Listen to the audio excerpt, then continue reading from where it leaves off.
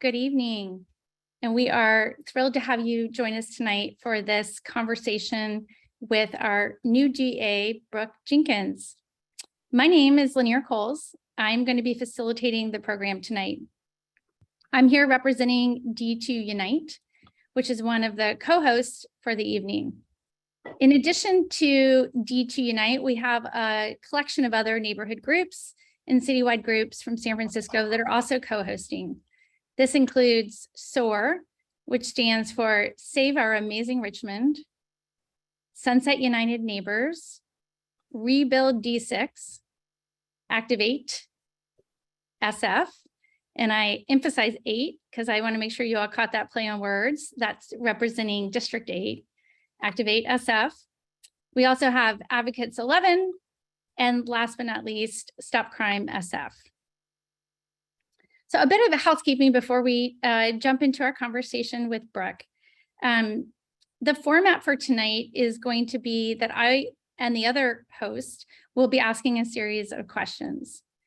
And we were so excited to see that so many of you submitted questions when you RSVP'd. We have a long list of questions, and those are the questions that the co-hosts and I will be drawing on tonight for our Q&A with Brooke. The objective for tonight is to have a community event, a conversation with our new DA. This event is not intended to be a debate. It's not supposed to be political. It's definitely not a fundraiser. It is an educational event. We hope you find it informational and thought-provoking and that you enjoy this hour together with us. Now, I'm just going to give a little bit of background about Brooke before I turn it over to Brooke.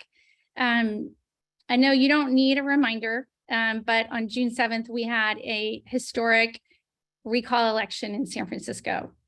And 55% of San Francisco voters elected to recall our past DA. Mayor Breed then appointed Brooke Jenkins to be our new DA in mid-July. Brooke will serve as DA until November 8th, when, believe it or not, we're going to have another election, so brace yourself. And at that point, voters will decide if Brooke will continue to serve out her predecessor's term, which goes until 2023. Now, when Brooke was appointed by Mayor Breed to become the DA, Brooke came with experience. She served in the San Francisco DA's office from 2014 to 2021. Brooke has a law degree from the University of Chicago. She attended UC Berkeley across the bridge. And in addition to being a prosecutor, she's also a mom, and she's a San Francisco resident. So with that, Brooke, I want to welcome you and thank you for joining us tonight. Thank you, and thank you so much for having me. You know, one of the most important things that I've tried to do over the last 45 days or so as the DA is to really introduce myself and connect with the community so that people really understand what my vision is for San Francisco through this role and how I'm planning to go about doing the work in the district attorney's office. So I really appreciate the opportunity to engage in this dialogue. Well, we're glad you're with us. We know you're incredibly busy, and so we just appreciate you making time to be with us tonight. I think to get started, what we would love to hear is, what have the first 30 days on the job been like? What are your kind of preliminary impressions, and what have you been up to? Yeah, so it has been extremely busy. I conceptually knew about the challenges facing the DA's office internally from, of course, working here under the prior administration and then learning more of the issues even after I left briefly. But, it wasn't until I returned here on July 8th that I really got to see up close just what we were up against inside of the office. And when I say that, I mean, when I arrived, multiple members of the executive team were on extended leave. They were unavailable to do the work. We had young attorneys in the office really struggling with needing guidance, many of whom were overwhelmed by significant caseloads. Most of the management team in the office had no prosecution experience. And so attorneys really even didn't feel that they even had guidance when when management staff was here.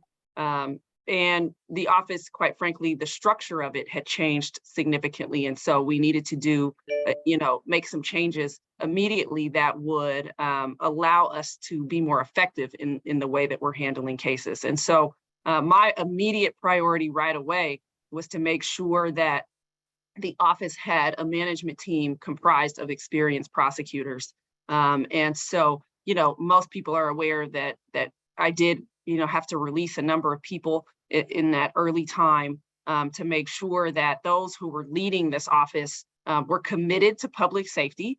We're committed to doing this work in a balanced way that I think not only that serves as for accountability, but also makes the system more equitable and fair, but also people who had significant prosecution experience and who knew how to do this job at its core. And so that was a big part of the initial time period, was me making sure I was bringing in a very diverse staff. And again, people with significant experience in various different areas within the office. And so that was the initial part of the job.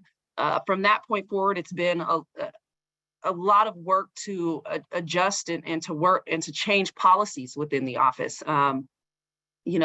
I didn't want to come in and sort of just issue marching orders without having any discussion with, again, a very experienced team of managers within the office, taking insight from attorneys on the ground, taking insight from the community. And so what I did was really take it one policy at a time, trying to make sure that we were making changes to the way that we were handling cases, so that we can, again, ensure that the public is kept safe and that we're seeing improvements in the conditions out on the street. And so one of the early policies that you saw me roll out was the new way that we're going to be dealing with drug cases, particularly the sale of fentanyl. I wanted to make sure that that was an immediate change, because as we all know, lives are being lost every single day. Multiple lives are being lost every single day in this city, and we can't afford for that to keep happening. Additionally, people can't continue to live in an environment throughout this city where drug dealing is really overrun their communities. And so I came in right away, asked for a review to be conducted of current cases that are open where plea offers had been extended, to find out just exactly what was going on more closely under the prior administration. And so that we were able to withdraw pleas in about 30 cases that we felt were far too lenient. And all those cases involved the sale of fentanyl, and as well change the way that those cases are being handled and resolved. No longer are we going to be just handing out misdemeanors in these cases involving the sale of fentanyl. We're not going to allow those who are selling that drug to clog up our alternative courts that are designed for people struggling with addiction. And so what I saw and what I learned was far more disturbing than what I even knew when I came in. Like I said, to see people who were in possession of, some even 500 grams of fentanyl at one time being permitted to receive dismissals because they were permitted to go through the courts that are designed for, again, people who need rehabilitation for substance abuse, was just something that no longer could we sit by and just allow to happen on our watches anymore. And so that was a big part of the first 30 days. I've again continued to work on other policies regarding pretrial release of offenders. We needed to make sure that we weren't having, that we're no longer going to have situations where people are just cycling through after an arrest and being put back on the street without us making a calculated determination of their public safety risk and addressing that with the court. Taking a closer look again at other policies within the office and making sure that we have a staff that's equipped to go into court and make the necessary arguments that we need to make. The other shift was to emphasize the way we're responding to victims. And so I have hired a new victim services chief who I've been in significant dialogue about the way that we are serving our victims. And so that is what has comprised the first now 45 days, I think, of what I've been doing. And I've been also trying to make sure that I am in the community taking input from those who are having many, many different challenging experiences to know what it is that they want our office to prioritize. Wow. I knew you had been busy, but I don't know if I really appreciated kind of the breadth and scope of it. It sounds like you're focused on the basics of blocking and tackling as a manager. You're also thinking about like your vision and how do you execute that through policy, and then also listening to and providing the right kind of support for victims. So I think we're excited to hear more about all of that. And hopefully the questions that we've pulled from our audience are going to allow you to really kind of elaborate on some of those themes. So why don't we just like jump right in? We had a whole cluster of questions about drug dealers. No surprise. We had a question from Stephanie in D1 and Martha in D8, and they both focused on like, when is the DA's office going to start prosecuting drug dealers, which you already began to address. And I wanted to add my own kind of nuance to this question around drug dealers by talking about the war on drugs. So that started with Nixon in the 70s, and we had several decades of the war on drugs, which led to mass incarceration. And when we look at what the conditions are on the streets in San Francisco, especially in the Tenderloin, it's abundantly clear that we're still experiencing a drug crisis of epic proportion. And some would say that as long as there is demand, there will always be supply. People will always find a way to sell drugs. So my question for you is, what is your strategy to deal with drug dealers, and how will your outcomes be better than what we saw during the war on drugs? Yes, and that's a very fair question. And so one thing that's been very significant to me in every aspect of doing this work since I came here in 2014 is that we can't operate at extremes in this work or in this office. I think we have seen right in the past that extreme of the war on drugs, where not only were drug dealers receiving sentences that were commensurate with, murder, even and serious violent crime, but that we were also seeing the prosecution of drug users who were struggling with addiction and having them be incarcerated for what really is in a lot of respects an involuntary issue. And so that is what I will call that extreme. And then for the last 2.5 years in San Francisco, I think we've operated at the polar opposite extreme, where we, as a DA's office, effectively decriminalized the sale of drugs completely. And I do believe that it's fair to characterize it that way when 156 fentanyl and other drug sales cases were in our community justice court, like I said, that's designed for those who need rehabilitation as for substance abuse issues, and where we are offering very low-level misdemeanors to people who are engaged in the sale of fentanyl that we know is a very distinct crisis and a different situation than we've ever seen in the United States. We've never seen a drug this lethal. And so what I have never wanted to do is be at either extreme, because neither has been effective. I think we've seen more recently what the decriminalization has done, which has caused an explosion of what was already an ongoing issue in San Francisco. As I've been out in the community, I've had many people say, look, we're realistic that we're never going to eradicate drug dealing completely. That's always going to be something that happens in any major city in our country and in our society. But what we are seeing now is completely out of control. And I tend to agree with that. And I'm not naive enough to think that there's some way that we can do this that's going to make drug dealing go away. But what I don't want is to have communities, like I said, that are overrun with 30 or 40 drug dealers on their street, and people not feeling safe to walk down that street, children having to watch drug sales, exchanges, violence that occurs, that comes along with drug dealing, and people sadly strung out on the street, right? That's not anything that we want our children to have to see. And particularly the Tenderloin is the home of the largest percentage of children in San Francisco. So what I've tried to do is craft a policy that I think gets at takes on this issue in a more serious way, but also understands that drug users have to be treated very differently than those who are selling drugs. And that we also have to pay particular attention, right, to not just drug selling in general, but the sale of fentanyl, which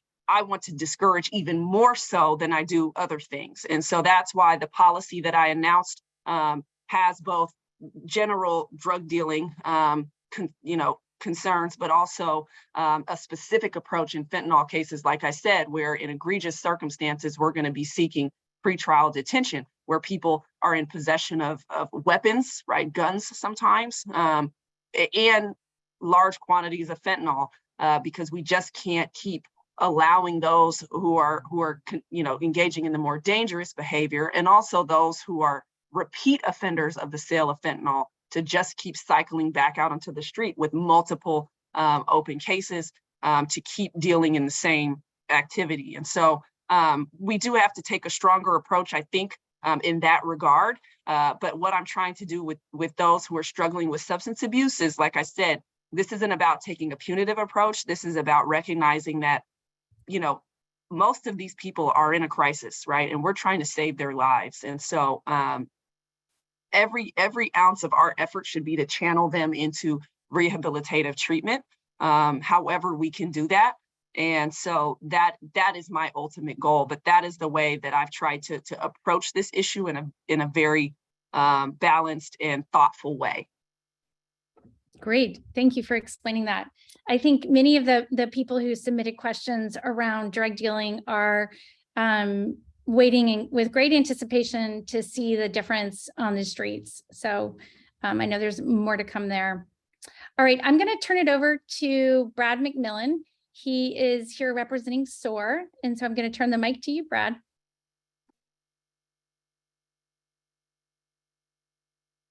Oh, I think you're on mute.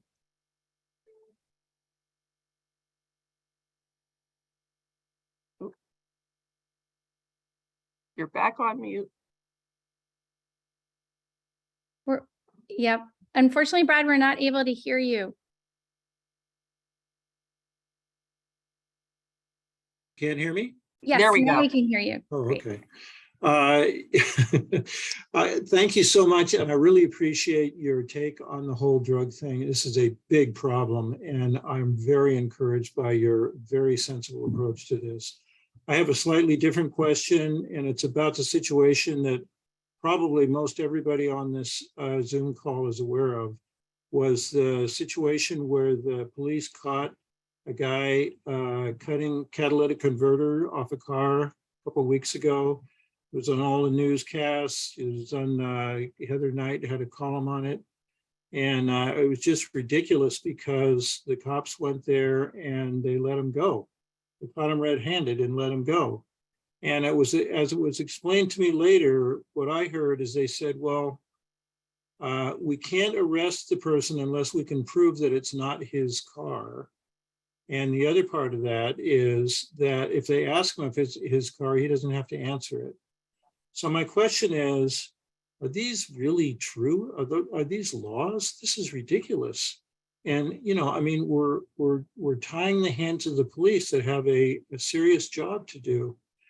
And if these are really laws, how do we change them? I can't believe that this is, I mean, who making any sense would agree that this is a good idea?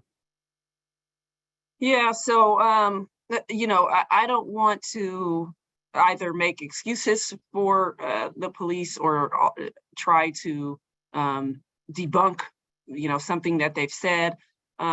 This is, an issue that I have not had a chance to talk to Chief Scott about. There are constraints that the police work under, right? Fourth Amendment, issues where you can only detain somebody for a reasonable time during an investigation. And so, I don't know the details of how they, tried to access the owner of the vehicle. in order to find out who owned it and whether or not it was, that person's car, to try to determine that it wasn't that person's car. So I don't want to try to, defend their actions, nor, try to explain without having all the information. What I can say is that since taking office, I have had numerous meetings with Chief Scott, more than I can even count. I've had multiple meetings with his assistant chief as well, and have tried to really make an effort, and so has he, and so have they, to become better partners, because we have the same mission, which is to protect the public and to keep San Franciscans safe.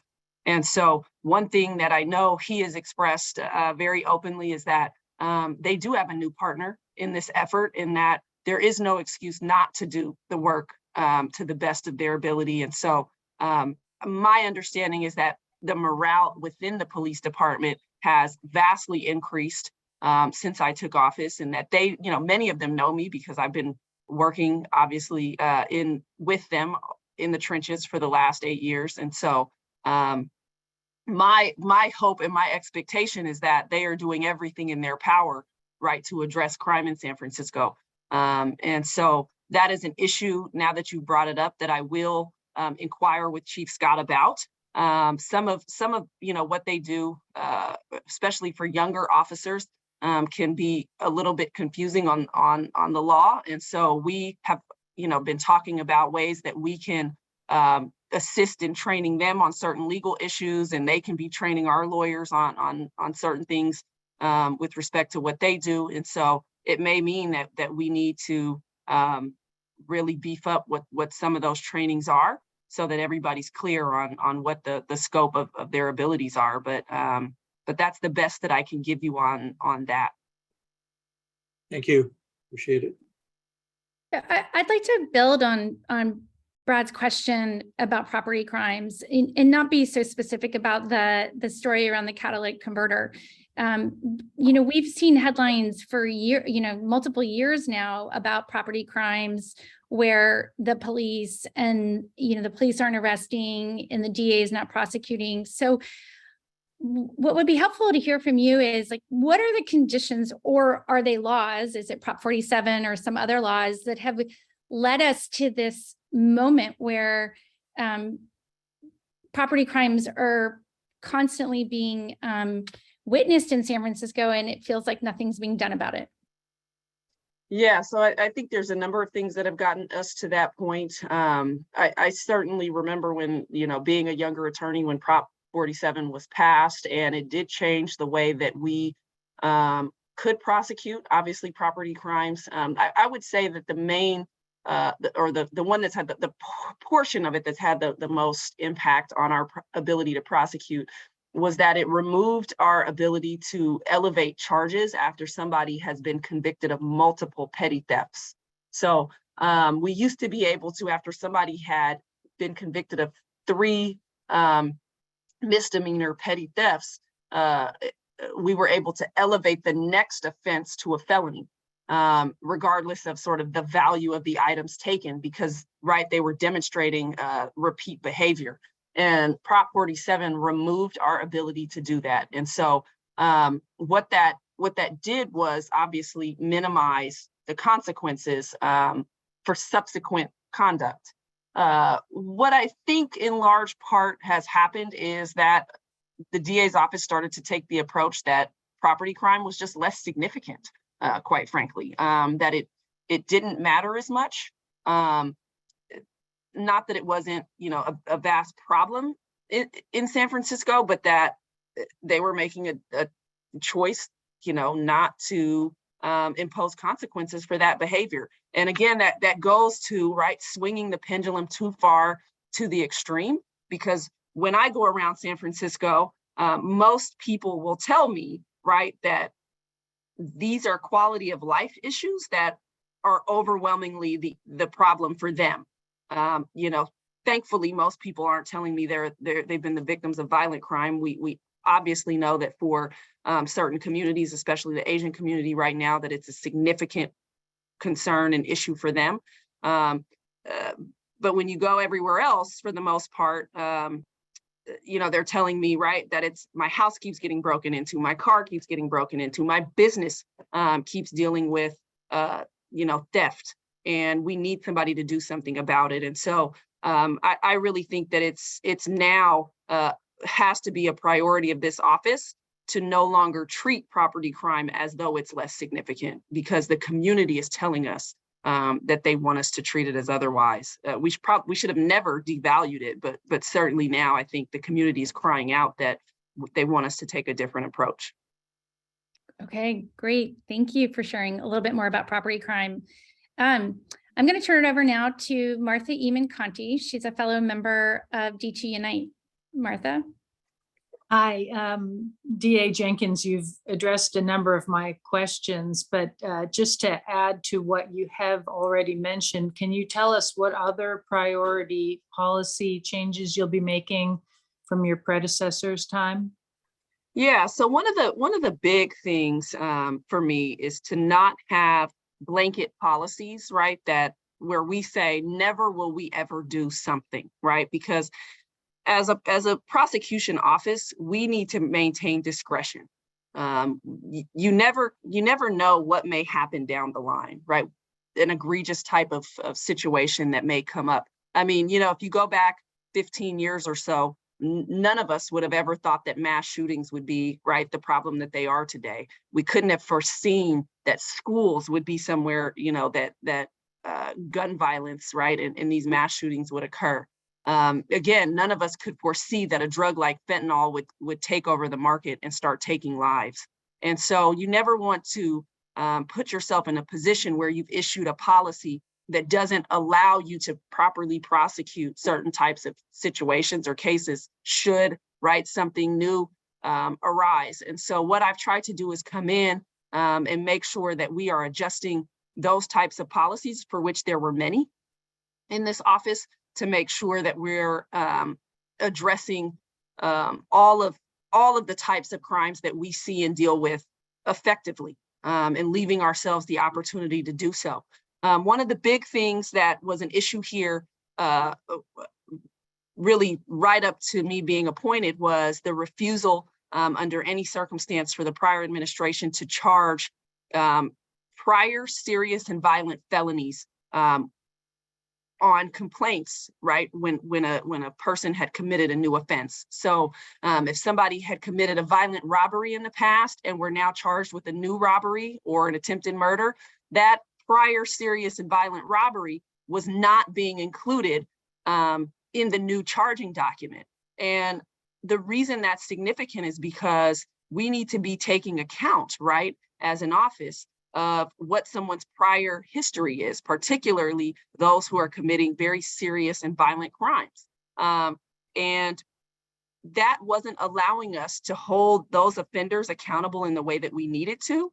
It wasn't allowing us to properly argue that some of them needed to be detained pre-trial. And so that is a part of why we kept seeing very violent offenders even cycle back out onto the streets very quickly.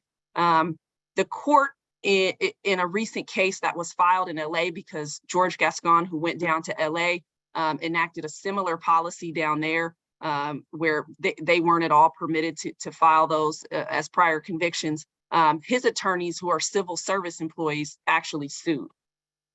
And so the court issued a ruling just before I took over, indicating that actually is illegal and improper, that the law requires us to include those serious and violent felony convictions on our charging documents and take it into account. And so what I had to come in and do is make sure that was being done, and being done properly, and that we were ensuring that some of the most dangerous people in this city are that we're in a position to hold them accountable. So that's another thing that's been going on here. Thank you. Thanks, Martha. And I'm sorry, the sun is setting right outside of my office, and so I just see the light changing on my face. No worries. Do you need to take a minute to pull down the shade? Sure, if that's okay. Okay, no worries. And maybe we can bring Selena on to the screen. Our next question is going to come from Selena Chu. She is one of the leaders of the Sunset United Neighbors group. Hello, hi, thank you for having me here. Hi. And I'm so sorry, I'm double duty today. Hi.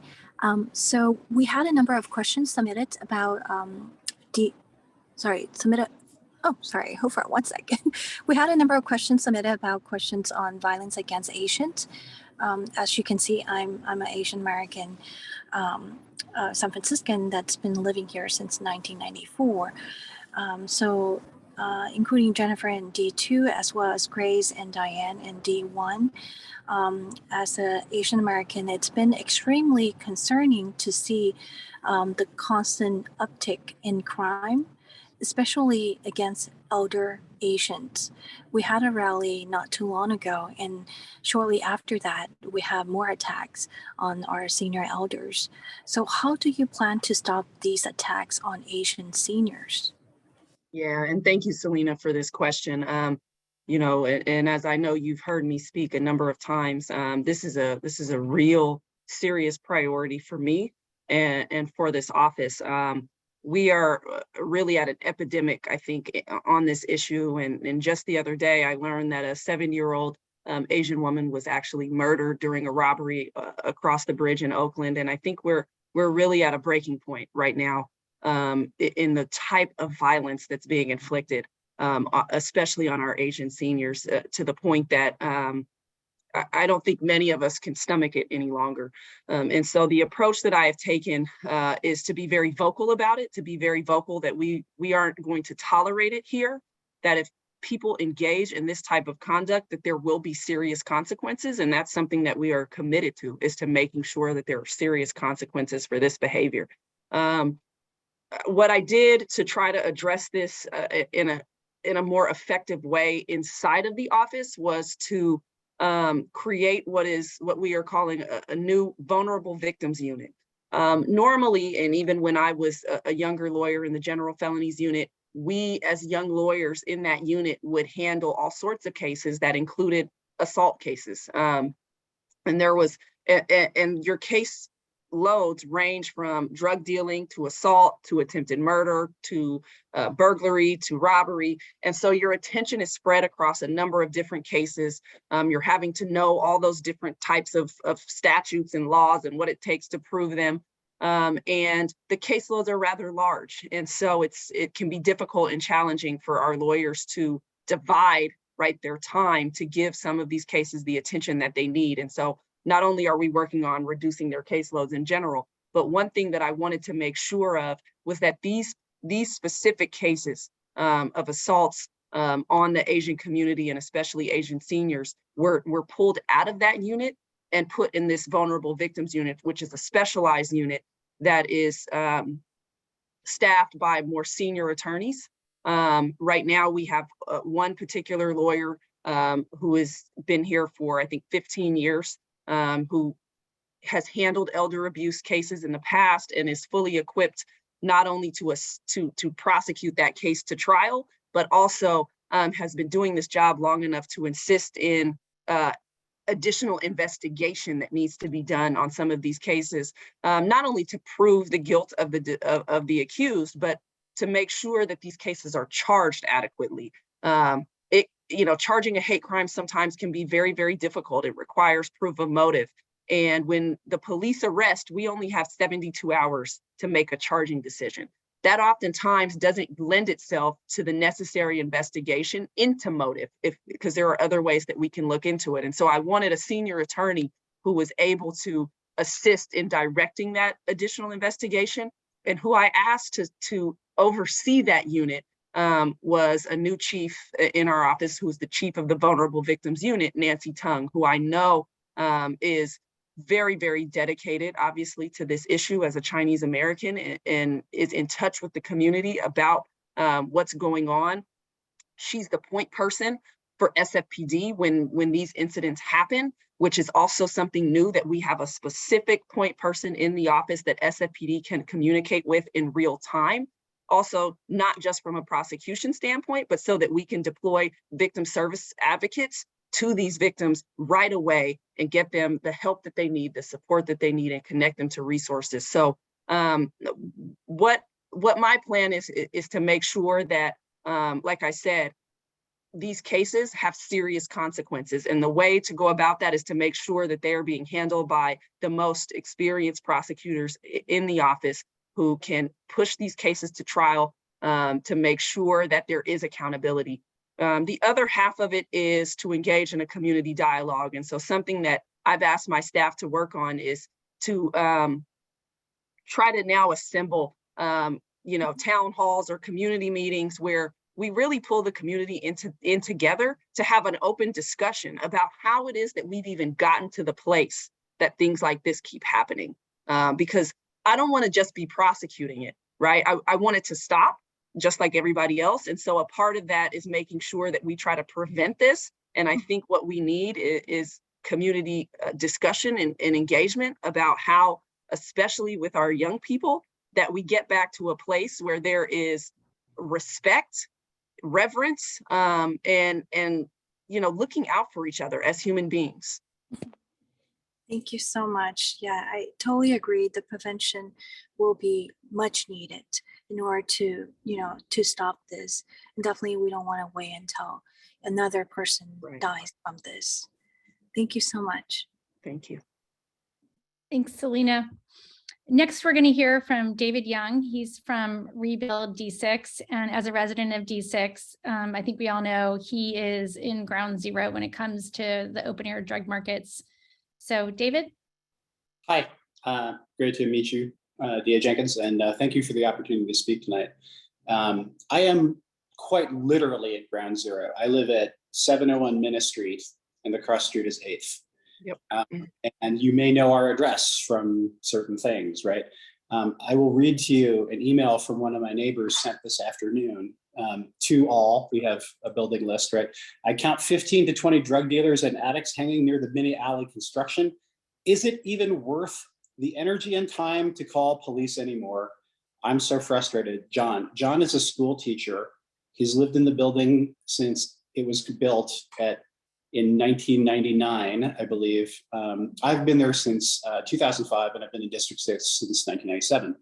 So we've all seen the arc of things, and we're tired of hearing, various folks, not you, of course, say it's always been like that. It has not always been like this. We all know that, right? And I did have more of a question for you about dealers, but I do think that you've answered that quite well already about what you're doing to close open pleas and no longer do misdemeanors, and also to not treat dealers as users because they are not the same thing. I did want to ask you a little more about that, though, because the one thing that I think is a really interesting emergence, and maybe in the last 4 to 6 months, is the voice of the recovery community, right? And that includes Supervisor Dorsey, our new supervisor in D6, who I've had the pleasure of meeting. There's an advocate named Tom Wolf, and actually also myself, right? And the question in my mind is, and I just want your thoughts, is for some users, you may be able to recover without the shock to the system that people like advocates like Tom Wolf had, where he spent time in jail. He was prosecuted. And it was actually there that he realized that he had a reason to get clean, right? And I know it's a very difficult issue. There are many people with many thoughts and deep feelings on both sides of it. But what are you doing, I guess, to engage with the recovery community in greater depth and make sure that their voices as people who have experienced this are borne out in policy? Yeah, and that's a great question. And I have been working very closely with Supervisor Dorsey. I've gotten to know him very well. We've already done one joint walk and some meetings in D6. I'm a D6 resident, actually, so I take it very seriously for our community as well. Our office is in the south of Market. The courthouse is in the south of Market. I am very familiar with the area that you're talking about. I'm very familiar with the fact that things have spiraled again out of control in a way that was not the case just a few years ago. And so one thing that, and I do know Tom Wolf, and actually have sat down with him for over an hour hearing his story and pestering him with questions so that we can be serving this population better. One thing that I will say is, there's sort of two sets of folks who are that come two different ways that people struggling with addiction come into our jurisdiction here at the DA's office. Some come in having committed some type of crime other than engaging in drug use. So theft in particular is the most common, of course, trying to get the money to supply their habit. And so what we try to do there is, of course, not just say, okay, here's your excuse, goodbye, but is to use that as the hook, right, to get them into recovery. Just like Tom's story. What I don't ever want to do, because Tom's story is very specific, I don't want to be, taking those who are struggling with substance abuse and penalizing them instead of the dealers.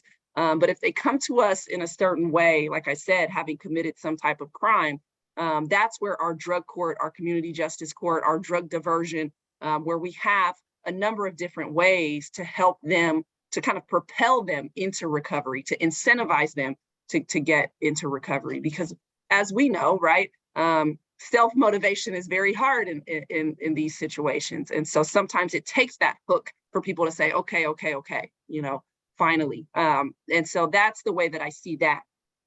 With respect to open and public drug use, which is something that SFPD is trying to address as well, because we don't want to have, the situations we have. I drove by somebody the other day sitting at a bus stop ingesting fentanyl. It's not something that we as a city should accept. But again, I want to be very sensitive to the fact that, again, that signals to us the person is in crisis. And so we are looking at ways to have SFPD cite them for that use, that public use, and trying to see if we have somebody that we not sort of deal with them right away, but that if it's somebody who is cited a certain number of times for that public drug use, that we then take them and use that as our hook to get them into treatment. And so because that really signals that they are in crisis. So there are things that we are doing and a solid approach that we are taking. And that's why it's so important that I not fill up these courts, these opportunities with people who are just selling. I can't have that. It has to be that those spots, those very valuable programming spots, are reserved for people who really need the help. That makes sense. Definitely support that. Thank you. Thank you. Yeah, building on David's question, is it easy for the DA's office to determine whether or not someone is committing crimes, but they're also a drug addict versus the opposite? Yeah, so that's where we depend on the defense attorney, right? They provide sort of the avenue into what's going on with their client. And there are ways to verify if they're actually telling the truth. Obviously, drug testing is a part of that to see, does the person actually have something in their system that confirms that they are in fact a user. And so, one thing that happened over the last 2.5 years is that the requirements for the programming were all but thrown away, because again, most of the people in these courts weren't actually struggling with these issues. And so, if we're putting people in inpatient treatment in Delancey Street or in Salvation Army, when you don't have a substance abuse problem, you don't want to be there. And so but we largely depend on the defense counsel to say, look, this is what is going on with this particular client. Can they have an opportunity to go to drug court? Okay, well, it sounds like there's an opportunity to do a better matching of supply and demand. So hopefully we'll start to see, again, some positive changes on the streets. All right, I'm going to turn it over now to Tita Bell. She is representing Activate SF. Thank you, Lanier, and thank you for joining us tonight, DA Jenkins. I have sort of a big picture question, which you have sort of answered in pieces previously, but you had mentioned at the press conference back in July that you wanted to try to balance accountability with criminal justice reform.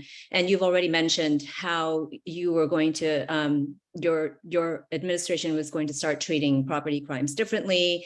And you were just talking about, treating users differently from dealers.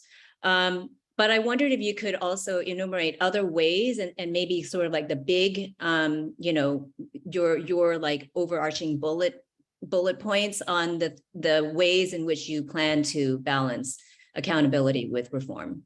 Yeah, and so one of a few of the main things are this, and I really think that a progressive prosecutor, right, somebody who wants to move away from sort of what have been the defaults in this system of just incarcerate, can't just rely on release, because that's what hasn't worked over the last 2 years, but rather that we have to be innovative and creative in forming alternatives to incarceration that actually rebuild lives. And so that's one of the ways that I think I see myself as a reformer, is that I want to, in particular, two specific things, is to enhance our young adult court, which is a specialized court for offenders 18 to 25 who get accepted into that court, and they have access to to case managers. They get connected to resources, be it whether or not they need certain types of rehabilitative treatment.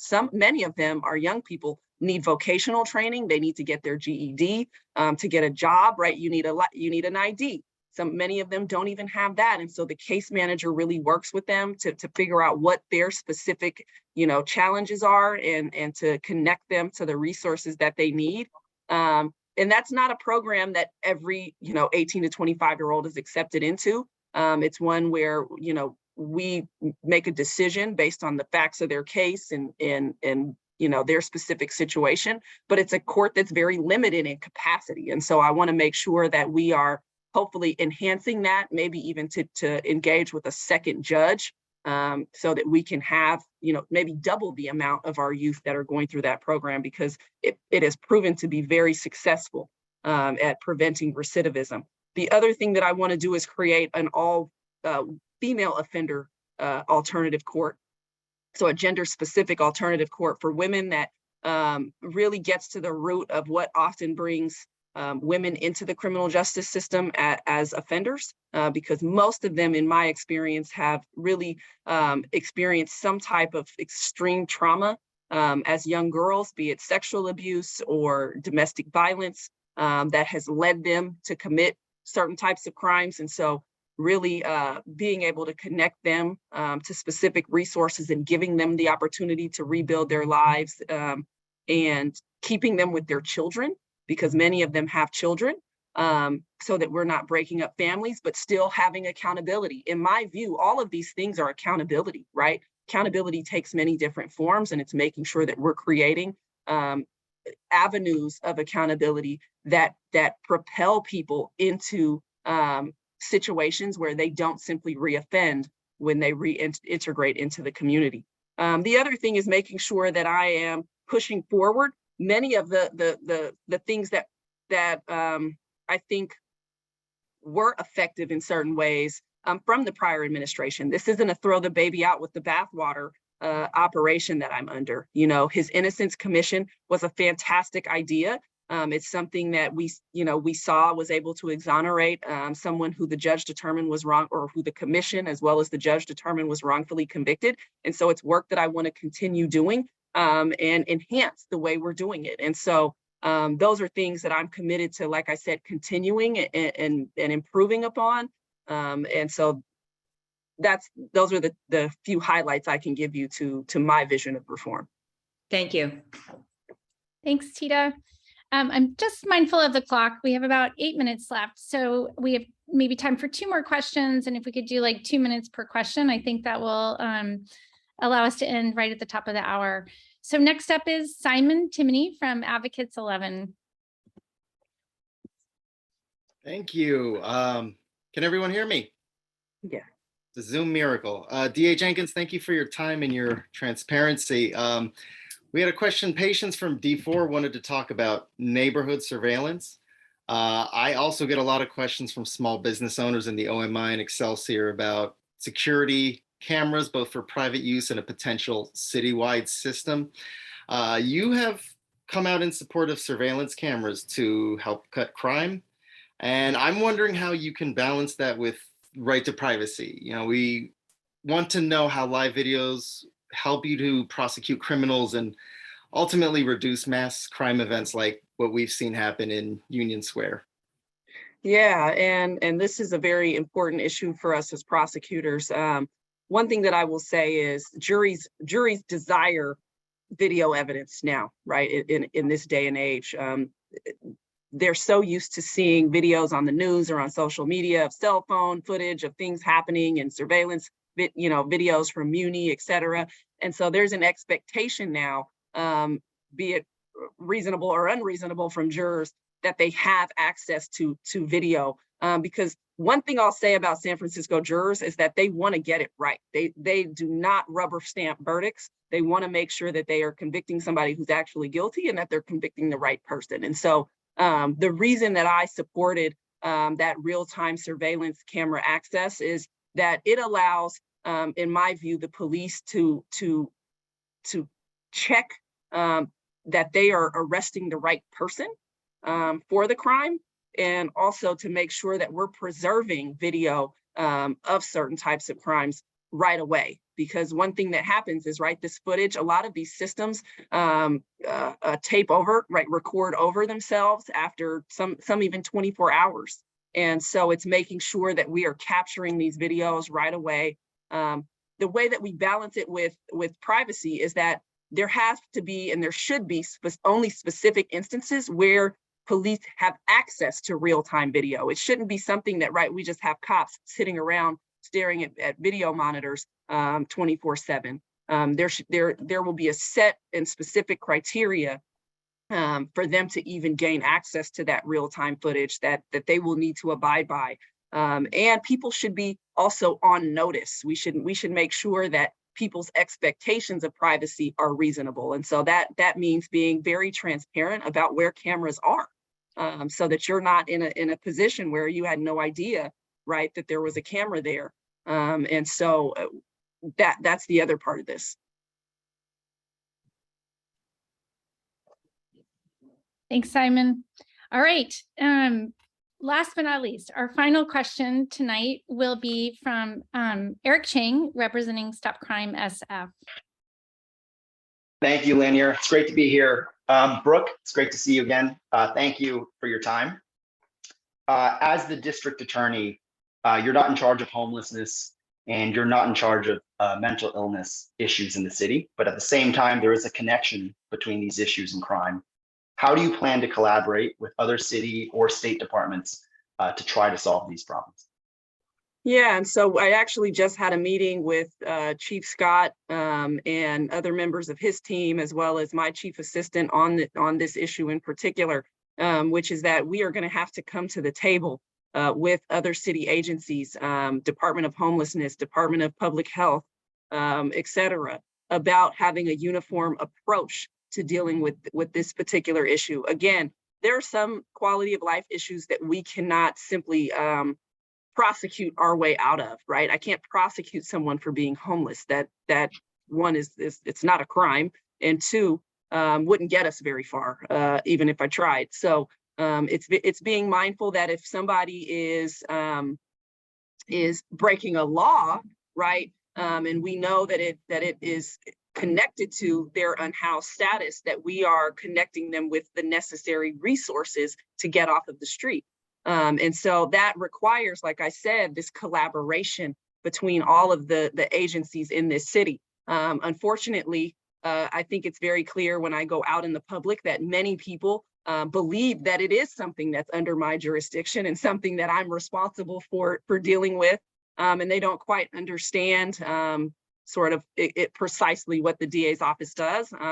But I am committed to helping the situation. And so as a part of that, it's going to be that we try to bring these agencies all to the table at once, so that we can come up with a unified strategy to be tackling the problem, so that people aren't walking out and having tents all over the street, right, outside of their homes and their businesses, but that it's an immediate connection to the resources that these folks need to be housed.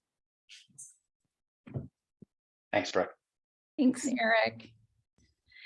All right. Well, we are almost at the top of the hour. So I want to first express gratitude to you, DA Jenkins, for spending time with us tonight. I think many of our participants tonight are well-informed and well-read and are certainly, keeping up with the news about you and your new role. But there is nothing like spending time kind of directly with somebody, hearing from you about your policies, your vision for the office that you're now in. And we are all wishing you the best of luck, and we will continue to, watch you as your career progresses. And of course, as you enter into election season in November. So thank you. Thank you. And thank you so much for having me. One thing that's challenging about this role is being confined to sound bites and to headlines in a newspaper. And so I have wanted to make sure that the residents of San Francisco, the business owners in San Francisco, truly understand the way that I'm trying to spearhead this work in our office and to address the many challenges that we're facing in San Francisco. And the different ways that I'm going to do it from the previous, DAs more recently. So I really appreciate the opportunity.